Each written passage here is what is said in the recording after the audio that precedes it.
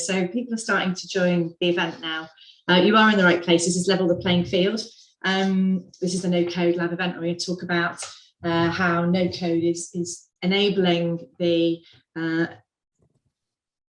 change to diversity in technology, and we've got some amazing speakers to talk about how it's doing that and their journeys and what this is all about today from where this is going to take us. I think there's a lot to cover. We've got a lot of people joining as well from the US. I think welcome to those of you who are joining us from the IoT MOD event, or IT Mod.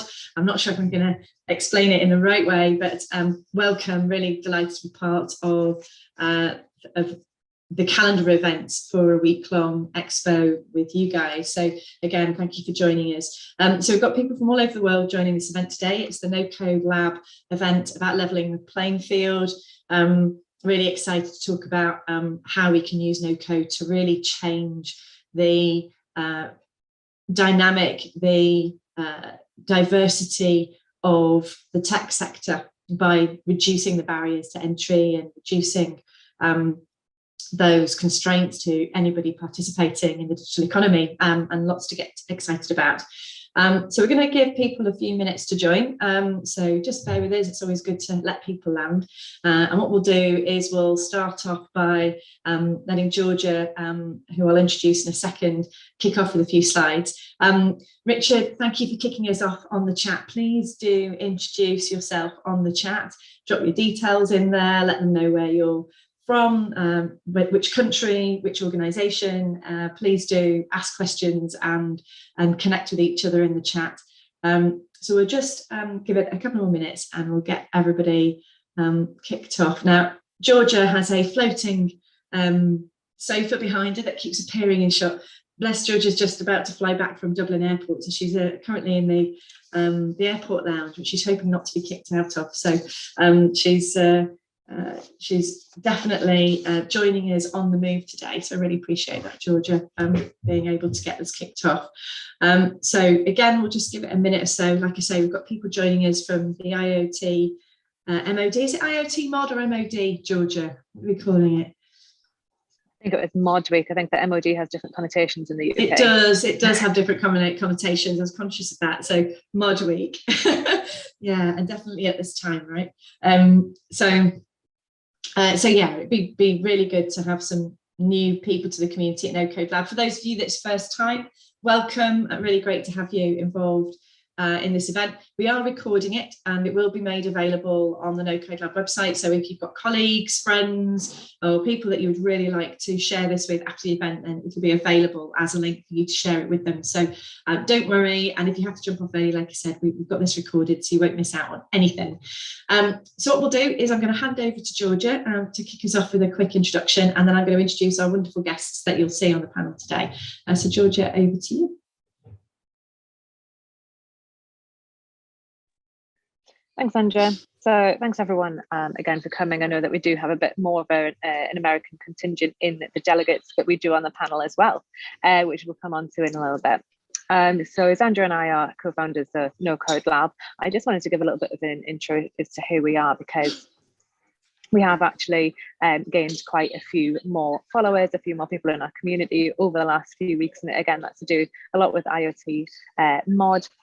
We are here to run events. We are here to run activities around the no code movement. We have run 8 events over the last couple of years. We've got nearly 3,500 people following us across social. We've generated a reach of 235,000. And we've had 14,000 engagements. We now have 78 members on the No Code Lab member site. So if you want to go to nocodelab.co.uk, jump on, become a member, you'll get some great content sent to you. And then just please sign up to our mailing list as well. You'll get notified about all the great events that we have coming up. The pillars for the launch of No Code Lab include bridging the skills gap, which we did run an event on in December. You can go back to our site and rewatch that event. It's about accelerating innovation, accessibility to digital and to data, and diversity and inclusion. The 4th pillar is what this panel, this event this theme represents, and it's probably the one that's closest to both of our hearts here at No Code Lab. We really see the true value in including anyone who could possibly be interested in technology within the no code movement, but breaking down those barriers that we all know too well, and creating a real diverse community within the no code lab and within the no code movement.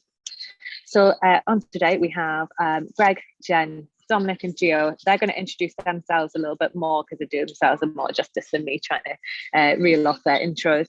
And just at about 5 to the hour, at the end of the event, I'm going to jump back on, probably cut off some great conversation, which will be a shame, but I'm going to have to jump back on at the end of the hour and just introduce what we have coming up next with No Code Lab. Other than that, I'm going to jump, let you go with Sandra. She'll chair the event. I might jump in with some of my own comments, as I tend to do as things come up, and I'll let you pass that back over to you, Sandra.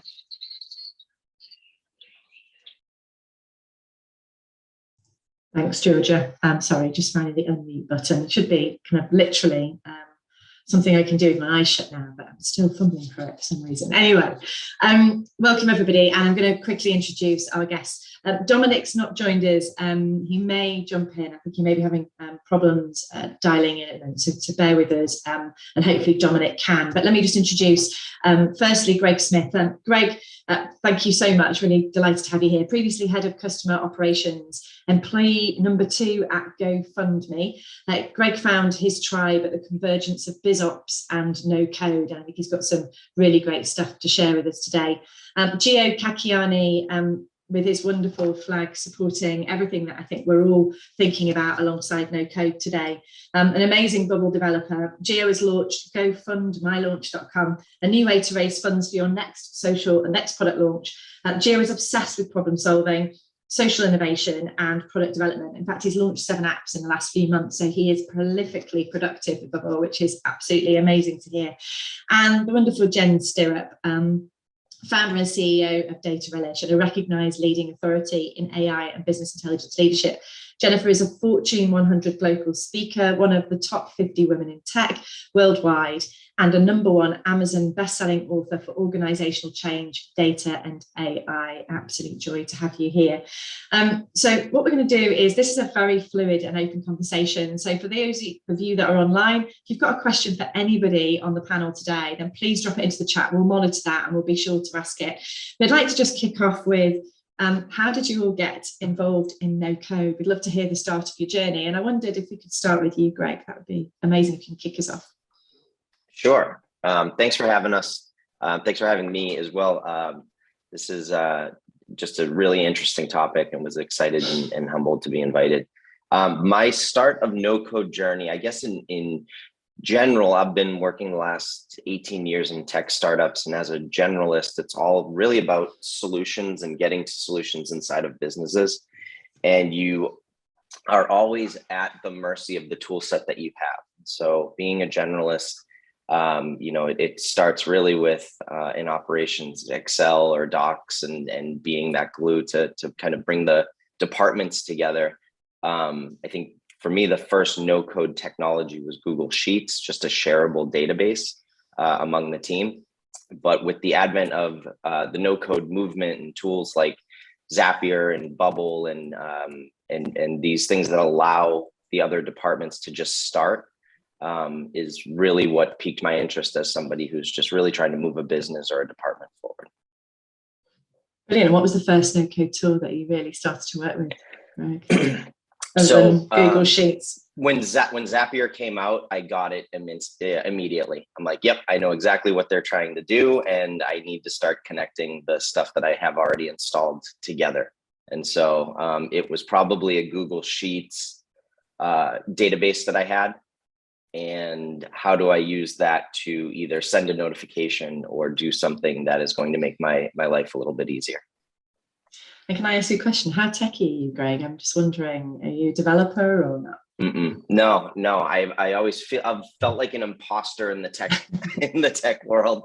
But my first tech startup job was a recruiter. So I led the technical, I eventually became head of the technical recruiting department. So it forced me to learn the entire stack and what these wonderful engineers and designers and database architects could do. And so I had an intimate understanding. And then when kind of no code tools came out, it was like, I now had some of that power as well to make these either automations or prototypes or solutions. That's awesome. Thanks, Greg. And we'll come back to you and talk a bit more Sure. about sort of where that's taken you with your team. Jen, tell us about your journey. Quite similar to Greg in some ways. I started to use Zapier with Google initially. And the reason I did that, I think, is I tend to try and have a strategy of intelligent laziness. You'll have heard of Napoleon. And Napoleon didn't always send his soldiers to war straight away. He would promote the officers that he called intelligent and lazy. So the term intelligent laziness actually comes from him. And the idea is that he was trying to find leaders who were intelligent, but trying to do who wouldn't jump in with both feet in order to sacrifice French lives. So he drew up a grid, and his officers that were intelligent and lazy were the ones that he put in charge. So I think having intelligent laziness is really about trying to be productive as quickly as possible, try not to repeat things, and trying to automate as much as possible. So for me, no code is just right in that spot of intelligent laziness. I personally hate writing sales proposals, and it's something that destroys a part of my soul every time I have to do it. So my objective was to automate sales proposals. So if you've ever had a sales proposal from me, I'm sorry. Only took a few minutes, because I automated a spreadsheet with Zaps and pops everything into a Google Doc. And I thought, right, I just populate my spreadsheet, hit the Zap, it populates everything into my document. And it just saved me hours and hours of work. So after that, I was hooked. What I've done for customers is try to save them from having paper-based processes. We are in the in the 21st century. Why are people still using paper-based health and safety systems? When I see that sort of thing, I want to weep internally. And then I think, right, how am I going to fix this problem? I'm going to automate this, and I'm going to save you all a job, so we can do something better than using dead trees to track your processes. So that's where I come in, because I love what it does, and I love the time that it saves. Who doesn't want a 4-day week, right? Thanks, Jen. That's brilliant. And it's interesting that you both, your starting points for no code were both Google Sheets and Zapier. And I just wonder how many people actually, again in the chat, if people have any kind of first, where did you start in no code? Just drop it in. And some love on your intelligent laziness, Jen, in the chat, definitely. And I just want to welcome Dominic Geo before we come on to you. And Dominic, lovely to have you. Please don't worry. I'll do a quick intro to you. So it's lovely to have you here, and I'm glad you could get online. Just so for everybody that's on, Dominic Norton is the founder of missingblackpeople.com. It's a no-code site that raises awareness of appeals of missing Black people in the UK. Dominic regularly talks about startups, hackathons, and no code. So brilliant to have you here, Dominic. And we'll come on to you in a second. I'm going to give you a bit of time to think, because the first question is, how did you all get involved in no code? So I'm going to ask you that question first, so it gives you a couple of minutes to get in the room. Gio, so over to you. How did you get into no code? Well, for me, so I was always interested in creating products. So at some point I even tried to learn industrial product design, but I realized it was not like my thing. And so I decided to stick with the digital stuff because it's much easier to get into it if you know how to code. But I realized very soon coding was not my gig. And so only shot with the business development or business administration degree I had was to join the team as a project manager or a product manager, so that jack of all trades type of a guy. So I worked in for the last 3 years, I've worked in 2 different web development agencies, and throughout this 3 years I've learned a lot about the in general, how web applications work, how applications in general work. Also, I've learned a lot about design. I did a couple of design side gigs as well. And then about 9 months or 10 months ago, I've discovered no code. And initially, for the first 3 months, I've been very skeptical.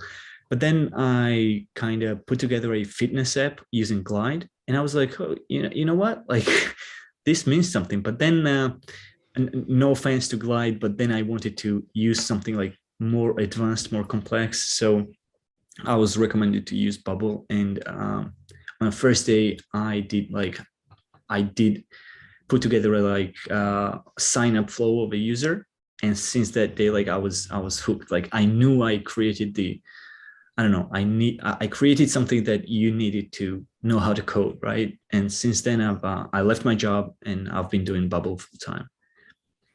Yeah, and that's only been in the last few months, Gio. I mean, how long? It's been last 6 months that I've been like full time into this. Wow. And, I've built so for in the first 3 months of last 6 months, I've done a couple of freelance gigs, but then I've joined On Deck's no code cohort, on Deck no code fellowship.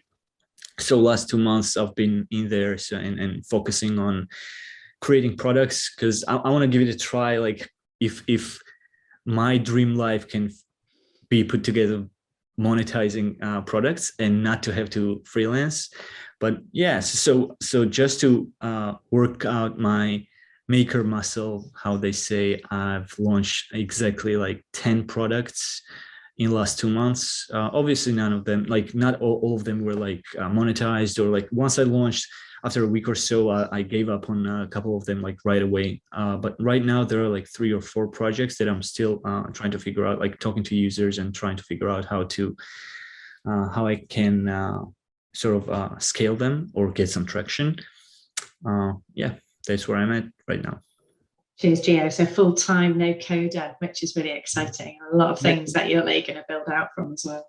Yeah, in fact, I would say I'm not just no coder. I'm exclusively working with Bubble. I'm not using anything else. Complete full-time Bubble dev then. Yeah, just Bubble dev, yeah. That's awesome. Thanks, Gio. And Dominic, lovely to have you. Tell us your story about how you got into no code. Oh man, I guess my oldest memory with no code, and I'm sure, well, I'm not sure how many people know this, but my oldest memory was being, I want to say 12, maybe younger than 12. And my mom put me into a summer class, a week-long summer class where we was doing web design, but we was doing web design with Dreamweaver. Now, I only now knew that that was no code. Obviously, it wasn't what the landscape is today. But fast forward, I don't know, 10 plus years, and I'm more heavily in the space. I was actually an architecture and construction student. So loved design a lot. I loved tech, but I didn't really see it in my career. But one in university, I realized that architecture was too designy for me, and it was like just way too designy, way too conceptual. I liked engineering too, like, and actually knowing how buildings were built. There's a lot of architects that are just designing. In construction, I didn't like being in the field on site so much, and my teachers actually told me to go to in virtual design construction. So it's a hybrid of both. But what I was doing was tech inside the construction industry. So I was doing VR, AR, 3D printing, laser scanning, and a lot of the, especially VR, AR things I was doing visual development with VR, AR, and working with the Microsoft HoloLens. And that was my brief introduction into no code. In university, I used to do a lot of competitions. And I never did hackathons in university, but I used to do pitch competitions. I used to do like these architectural competitions where we go against other schools and we get a brief and we have to do stuff. I started going to hackathons after university, and I used to go to them weekly like a nerd, but it's what I love to do. And every week I was learning more and more about code, but I wanted to know more about how to produce projects quicker. And initially, I was only interested in the scope of hackathons. You have 48 hours typically.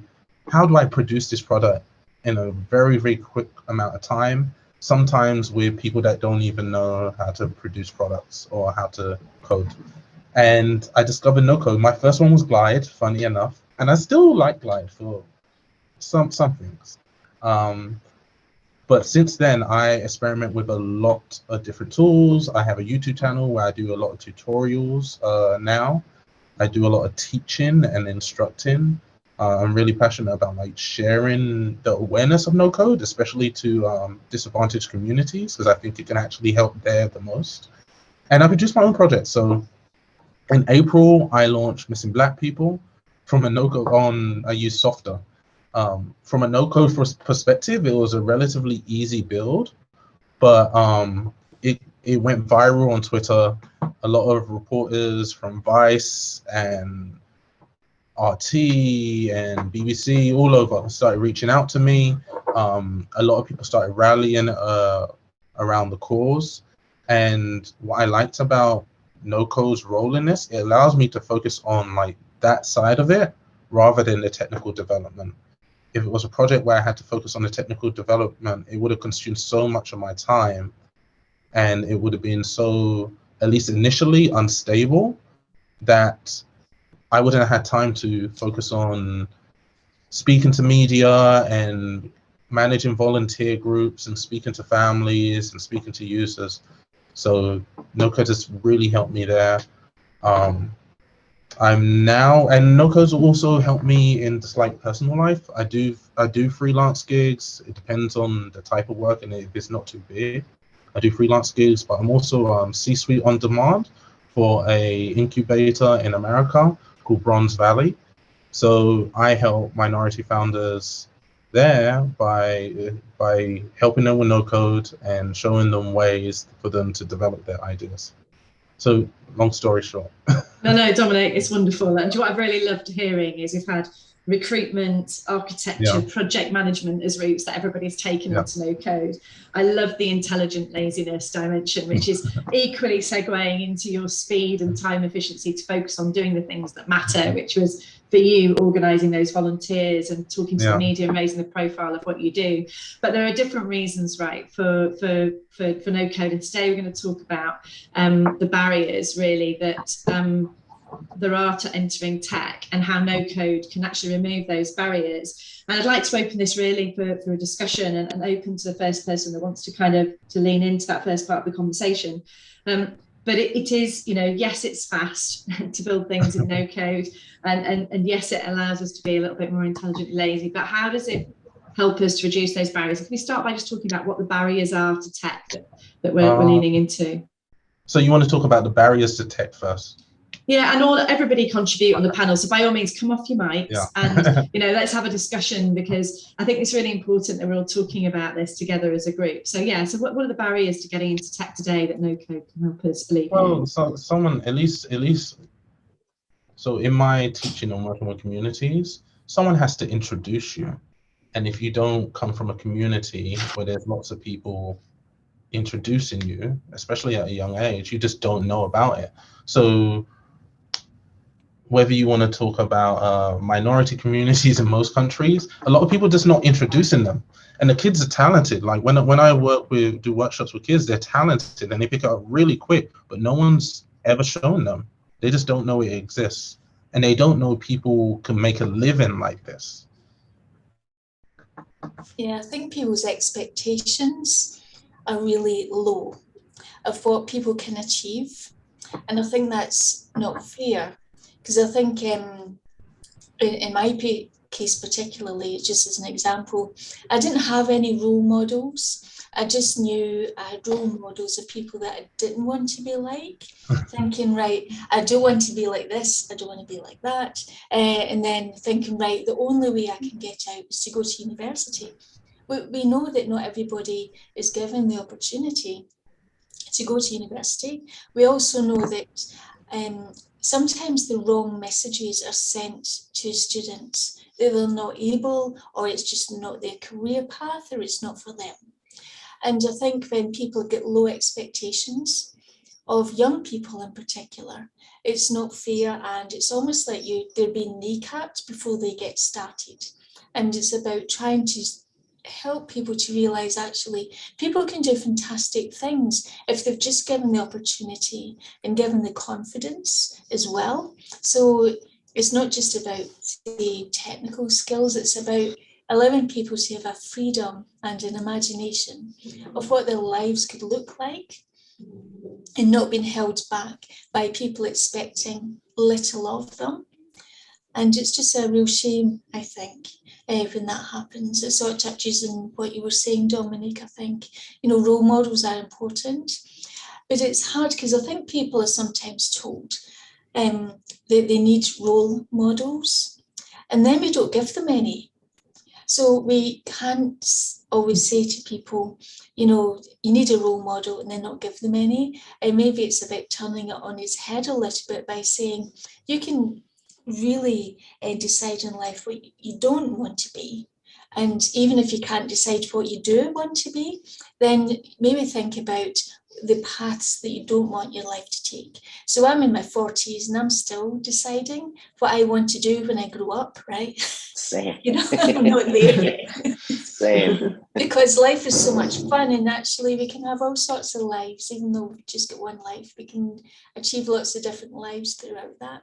I don't know what the rest of the panel think of that. Yeah, I think John in chat just kind of nailed it. Need more training with real world examples.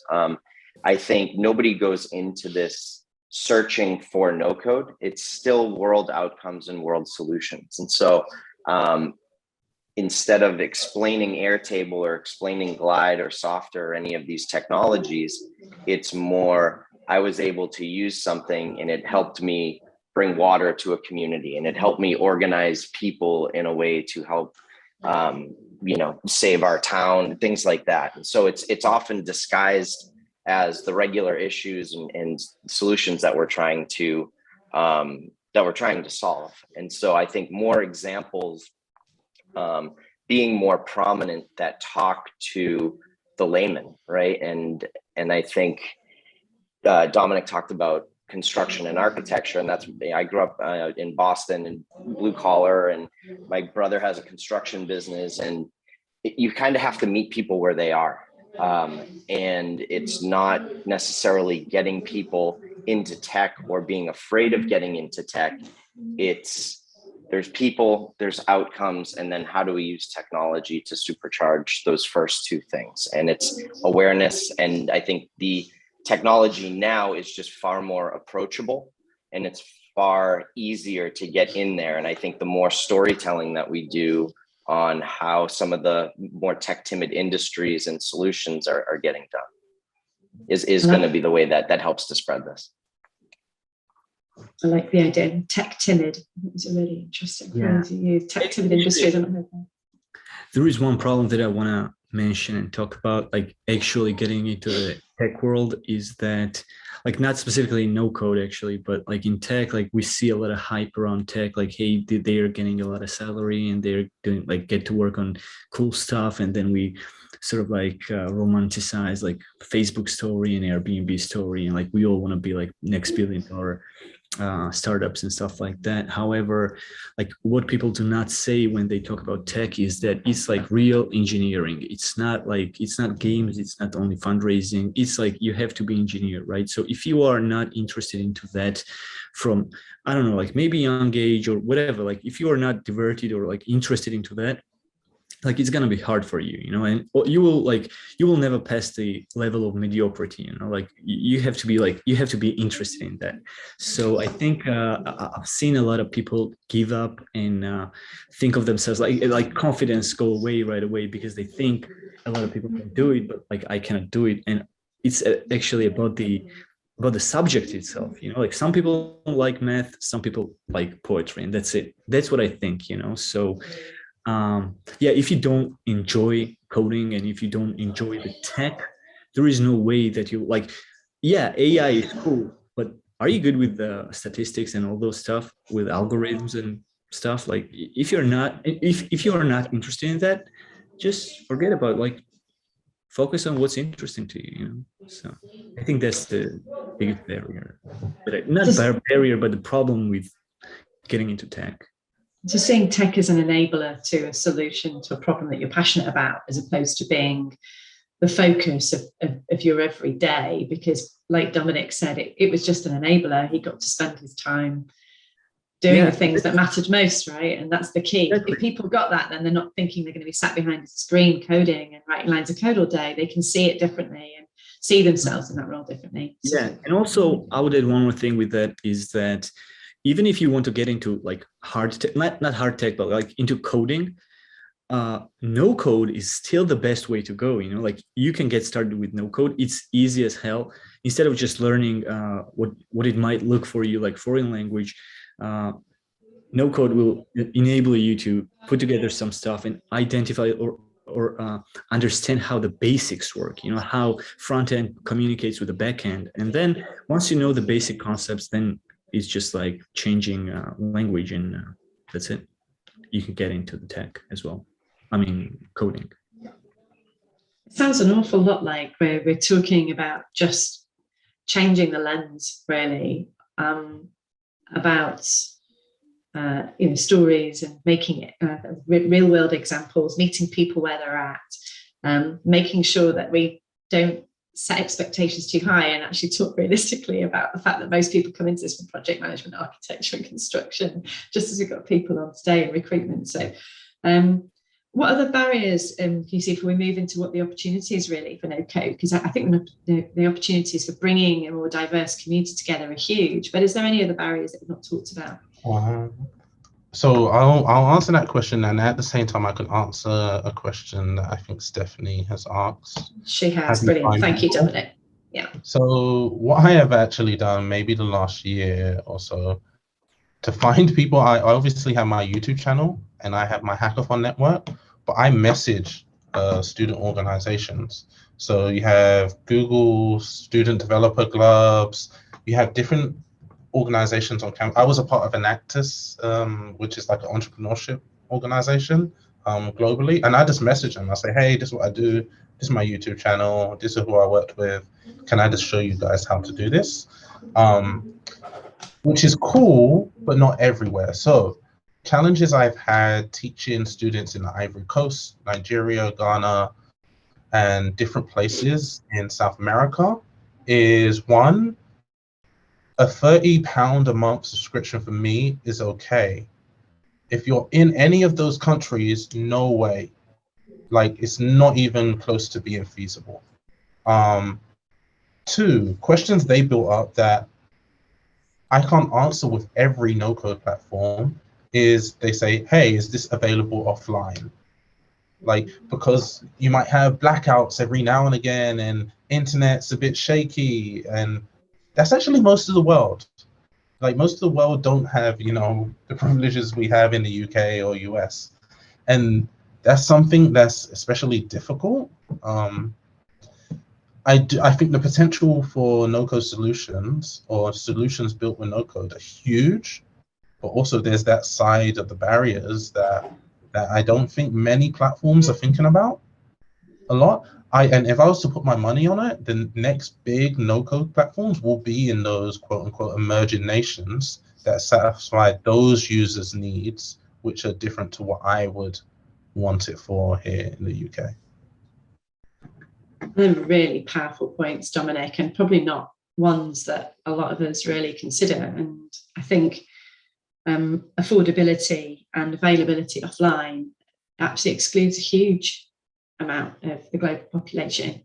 If we're talking about making this available to everybody to participate, I think they're brilliant points, and yeah, a real challenge for the no-code tool providers, right? The likes of Bubble and others to really think about if they're really going to lean into this agenda about enabling accessibility and diversity in the ecosystem. Maybe one for us to pose back to them, right, as well, you know, so good conversation to be having. But So there's been some great points there, which is all about kind of making sure that people feel this is for them, can see themselves doing this, don't see those limitations, meeting them where they're at, making sure we take responsibility as individuals to both be role models, but also to share those stories and simplify the language. And actually that's our job, right? And that's why we're here today, to try and do a little bit of that.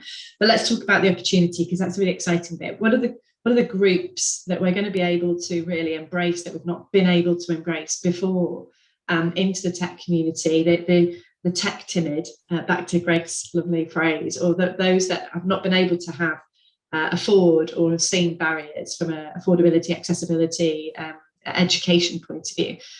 Who are we going to really transform? I think that we talk a lot about diversity and inclusion, and for me personally, that's really important.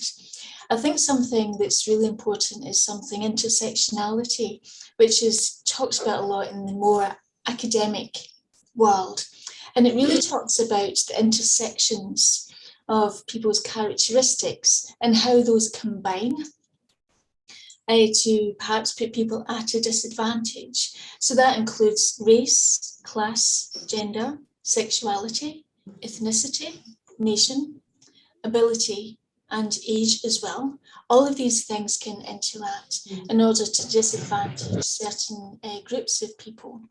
So just a few statistics, we know that white women in the US earn 81 cents for every dollar that a white man earns. And then what we see is that the disparity becomes even worse for other groups of people. So that's just about wages. And I think where no code comes in is it can help people to find a productivity and tech skills that will hopefully start to help them to obtain financial independence. Personally, I feel financial independence is one of the best gifts a person can give themselves, but they have to have the ability to have those expectations raised for themselves by lots of encouragement. So I also think that the intersections are important when we look at various groups of people who are perhaps in business, maybe touch on the tech world because they're in a business which has an IT department. But what I think no code can do is start to give people the opportunity to get themselves in front of executive decision makers, business leaders, and their organizations. So, for example, we know research shows that Black women have got less access to training, they receive less mentorship, they receive less sponsorship from executives, and all of these things combine to give them less frequent opportunities to interact with senior leaders in their workplace. So all of these things together mean that they have fewer opportunities to develop their careers compared, for example, to white women. So it's that intersectionality aspect where I think we can really lift up people where their characteristics are combining to put them at a greater disadvantage in some way. And I really think no code is almost like a golden ticket for people to use in order to get themselves in front of those executive decision makers in their organizations, or perhaps as freelancers to help them think about being able to win the attention of customers. It's not fair that some people have to work harder at that than others, and it's just not. But that's where I think no code can help, is looking at various groups of people, how the characteristics can unfortunately work against them. So it's just not a level playing field. And I think no code can help to level out the playing field a little bit. I'd be interested in what the panel think.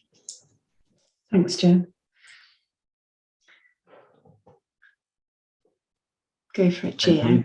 Yeah, maybe I'll hop in. So actually, Dominic made a very good point about the rest of the world, although like if you're in the US or in UK or like, I don't know, anywhere in West Europe, something that costs like $30 a month, it's like, yeah, sure, it's a steal. Like for bubble to be that much, that's a steal.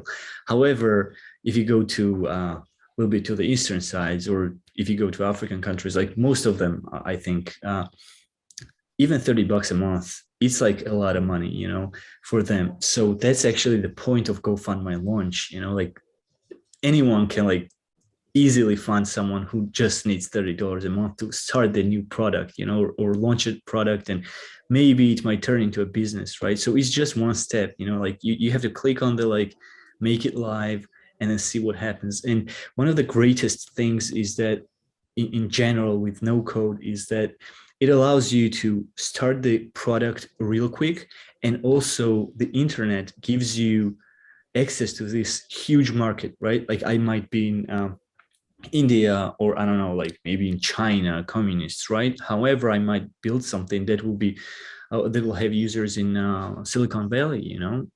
You never know. So that's the great point of no code and internet in general. But no code enables you, and it's like we have so much success cases, and also it's like building in public is a great trend of no code. People are trying to build stuff, they're sharing. I'm doing that also. And as Dominic mentioned, like I have my own YouTube channel as well. And what I usually do is when someone asks me a question, some people, reach out on Twitter and on Facebook groups. And I just try to create the Loom video of explanations and I put out on YouTube. So I lost what I was heading to. Don't worry, hopefully I made a point. So. No, you did, Gio. And I think the point that you made, which I thought was a really brilliant one, is this is a really accessible community. Yeah. I feel that of all tech communities, it's really open, it's really vulnerable, it's really authentic. People are building stuff in the open and allowing feedback and allowing community development and community iteration and community design. This is true citizen development. And anything that reduces that kind of wall of mystery around tech is amazing. And I think what you're doing and what people are doing that to kind of show that kind of open it up, take the kind of secrecy or the mystery out of this and just show, this is how it works, this is what you do. No, I think you made a brilliant point, Gio. But there is a note to what you said though. Like what's happened is, even though I came through I was in ODNC 1. Right now, most of the institutions, whether it's On Deck, 100 Days in No Code, or any of the tools, you have to go to them. That's not how you're going to get women engaged. It's not how you're going to get veterans engaged. And it's not how you're going to get kids engaged. Like the platforms and the institutions, I say institutions, but the platforms and the groups have to go to those communities and say, hey, this is for you. You can't just wait for minority groups that haven't been a part of it to come to you. And I think still even I think it's more inclusive than coding, but it's still, there's still lots of groups that and I don't think it's intentional. Yeah. But I think as a community, we probably could be a little bit more proactive in bringing people. They're not spending their free time on Twitter searching this stuff out. No. And what was the first point? I can't remember who said you don't know what you don't know. You don't know, people right? Don't know this. So who would even search no code if you hadn't got any exposure to it or you were introduced to it? So we've got to reach out and reach in. Yeah. I think to Gio's point, the build in public stuff is powerful if you can get it in front of the right people. But I think also the narrative of build in public is being more vulnerable and showing your failures, which I think, up until recently, you want to put your best polished work on the internet. You want to, make sure your lighting is right, or make sure that you re-record. But the videos and the content that I know I love more are when people are screwing up and seeing the failures and things like that, where you're seeing that even, and I'll take it, I'm a big music fan, the Beatles Get Back thing documentary. The best part of that was watching them screw up for 8 hours. You're like, these guys were the masters, but that's what you want to see, that everybody starts somewhere, and that's part of the journey. I think that narrative is incredibly powerful and put in front of the right communities. And I think that's starting young. I think Dominic's got the right idea too. I watch my kids who are 10 and 6 use an iPad, and I'm blown away by what they're building and not having barriers into what they can build in Minecraft. And that stuff is great. In the past, where we were using blocks and Lincoln logs and things like that, you can, if someone around them knows that, hey, the next step is that brilliant thing you made on here that helps, dogs get better walks. You can put a paywall in front of that and build a website in 2 minutes. And that's a natural thing that wasn't, I think, available to any other generation. That's really, really important. So I think starting really early and saying, this is what life is like in education. I think the generational change is happening so quickly. The tools that our parents had to teach us are not the same tools that their parents had, are not the same. And I feel like that's changing every 5 or 6 years. It's like, now it's like, well, try to build a community and leverage the internet to get income. It's not just like, be kind, go get a degree. And it's like, the tools are different, right? And I think you need to start to understand how the next generation of citizens can use these tools for good and growth and education and for problem solving. Which I think brings us brilliantly on to the next point, Greg, so thank you. Because I think it's about what can we do, right? What can we do to inspire change? Dominic's spot on. It's, you don't know what you don't know, and people are not going to just look on Twitter, like you said, Greg, and find us. So what can we do? What we should we be doing to inspire change and make sure we're reaching into those corners of society that are left behind? So one thing that I try and do is I do some charity work. And so the nice thing about that is you can empower people that don't have access, for example, to data scientists or IT departments. The nice thing about that is you're actually lifting up people for whom IT is not their strong point. They will be fantastic volunteers at what they do. And some of the volunteers I've worked with do such great compassionate work that I'm just humbled by their ability to turn things around for other people. So that may not be my skill set. Maybe my skill set is more about enabling them so that they can enable other people. And I think doing things for charities, particularly with no code, or helping them to work better with their data, has an impact on people that you may never meet, but you can feel that because you've helped a volunteer to help other people. So that's how I tend to do it. Thanks, Jen. There's a great community that Zandra and I have been involved with as well. And it's about it's Tech Up Women here in the UK. And that's there to support women who have taken a career break to start a family, and they've come back into the workforce and have maybe had a bit of a time to think about what it is that they actually want to do, but have never, ever considered in their wildest dreams a career in tech.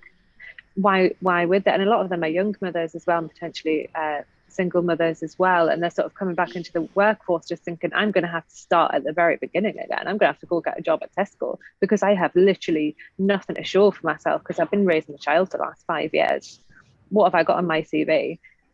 Using something like an initiative like Tech Up Women can open the door to say, hey, this world is for you. It's for all these other women. Check out all this amazing alumni.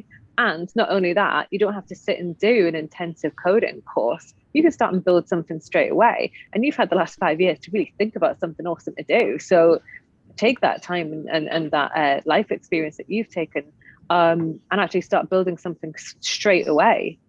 And I love what Gio has from Fund My Launches.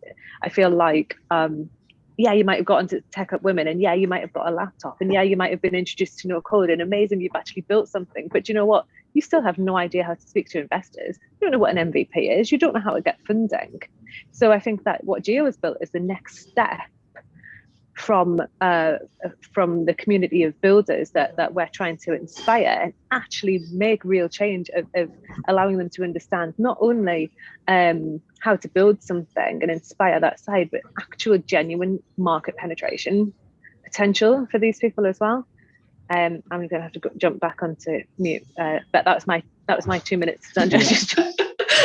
Thanks, Georgia. If I may add to Georgia's point, actually, that's one thing that like, yeah, it's cool that, hey, this no code enables you to like put together a product in one day or something, and people might want to use it. But if you take a look at the traditional like product development process or whatever it might be, it's never like, hey, just because you build something, people want to pay for it, So there is like, if you're really serious about building product, there is quite a lot time for research, then development, and then actually talking to users, iterating on that, and just, it's not that you will have money like in 2 days as well. So that's another barrier. So that's GoFundMy launch is also like inspired by that process, like there might be like 3 or 4 months, even if you're successful, right, until you get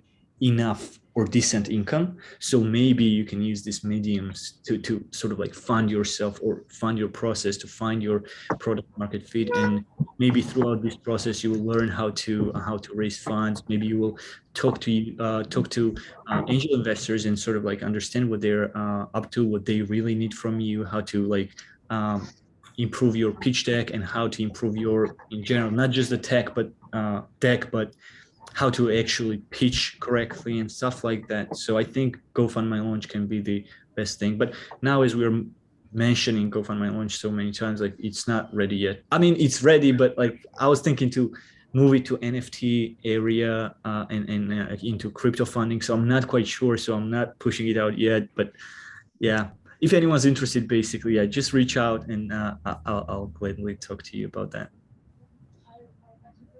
So just thinking, so thank you, Gio, for let people reach out to you, and you can pick up where you are with them directly. But just thinking about what else we can do, because we've talked about going and helping others to enable them, right? We've talked about groups and accelerators or training communities that can focus on specific minority groups. Obviously, we talked about storytelling and reducing the kind of language and barriers. What else can we be doing? So maybe I add, and I'm not sure if this is specific to the communities I deal with. I'm trying to think of a good way to put it. There's still kind of a buzz around getting VC investment and selling your company to Facebook, Amazon, whoever. And me having 10 projects or me having 5 projects, manageable users, there has to be some kind of, not spectacle, but there has to be, hey, look, I built this project last year and I sold it for 5-6 figures. And they're like, oh, wow.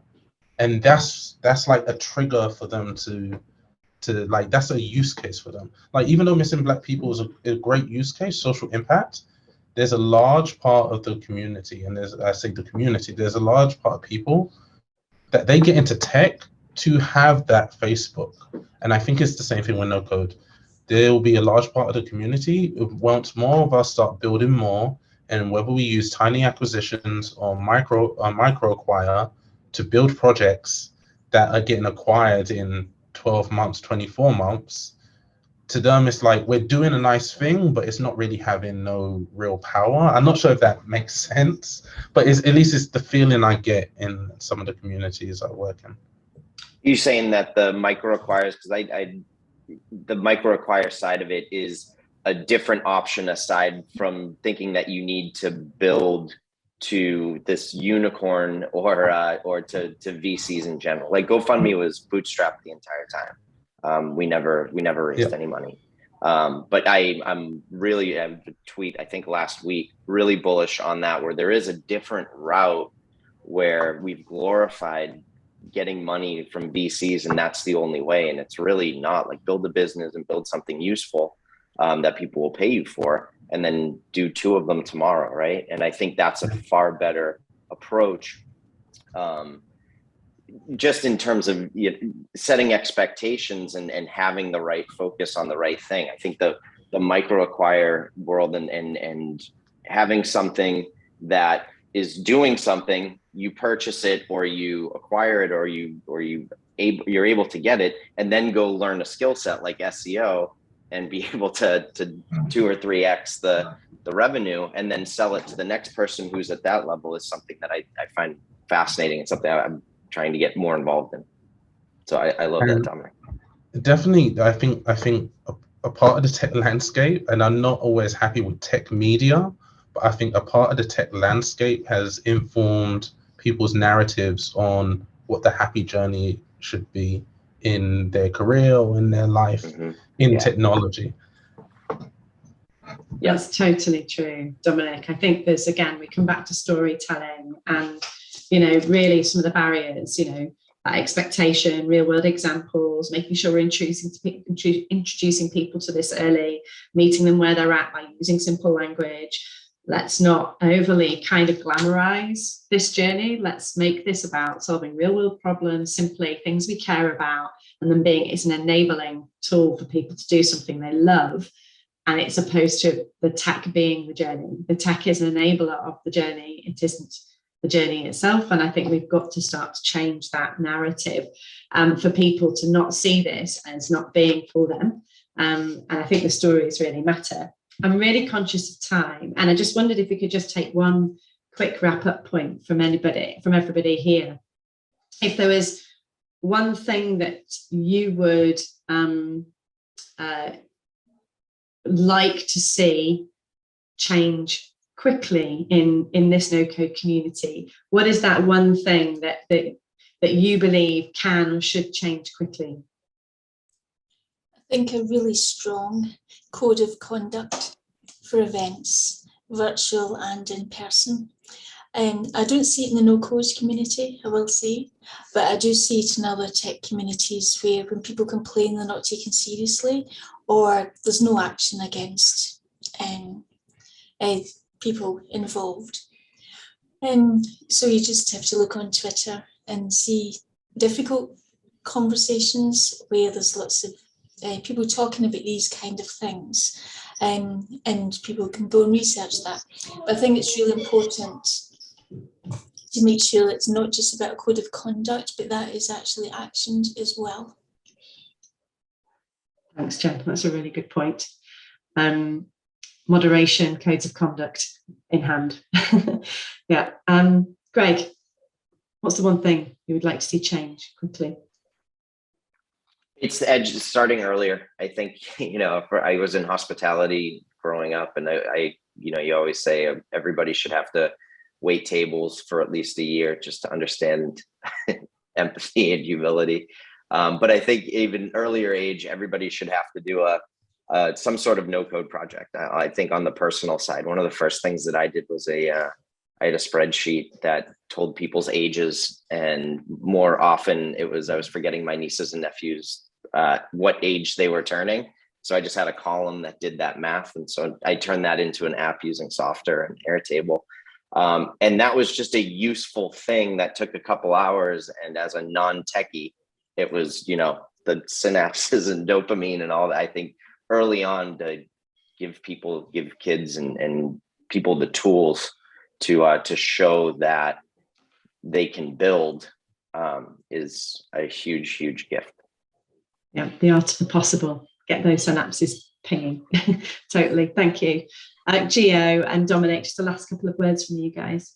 Yeah, well, I would not to see anything change necessarily, but I would just wish that everyone would not follow hype again just because of the hype. Like, hey, you know what? No code is sexy now, and I'm gonna get into it. Still, if you want to do cool stuff or something that works for scale or something, you still need to know concepts, and it's still hard.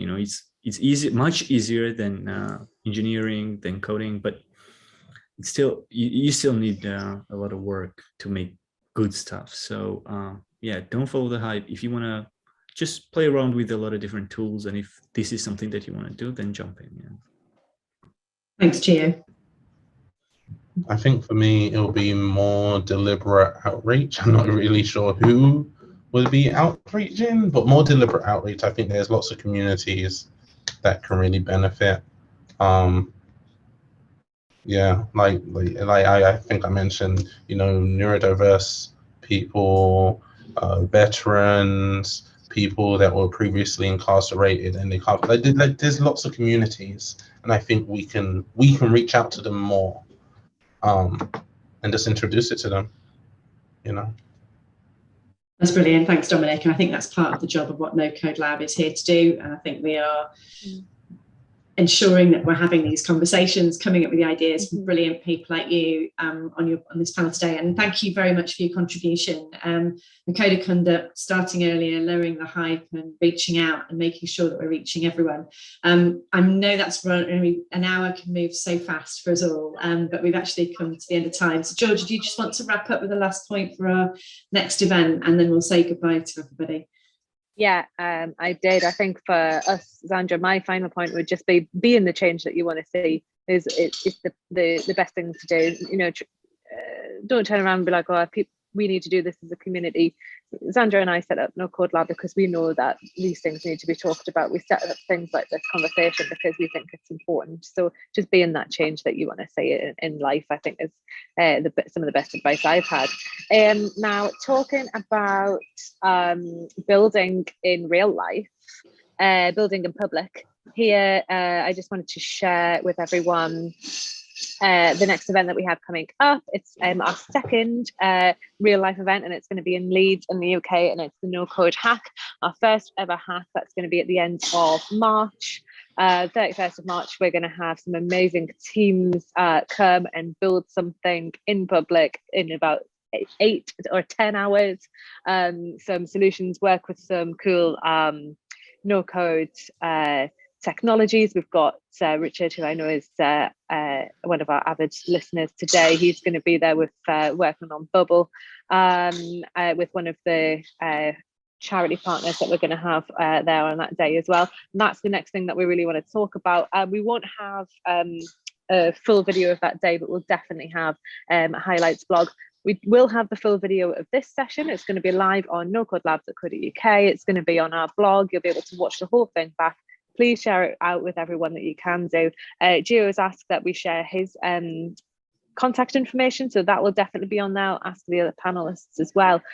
Please carry on this conversation after this event. Please continue to be advocates of the inclusion and diversity conversation within No Code and within your own lives. And thanks again so much, Sandra, our amazing chair, as always. And to the panel, thanks so much for your time, your thoughts, your energy, and to everyone who managed to make it today as well, and who's watching this back. We really appreciate everyone coming together and just creating these conversations. So thank you. So cheers, Georgia, and thanks for persevering with the background of being kicked out of the airport lounge. So I'll let you go. And thank you, Jen, Greg, Gio, and Dominic for a brilliant conversation today. Have a really, really good evening. Stay safe, everyone, and stay well. All right, take care.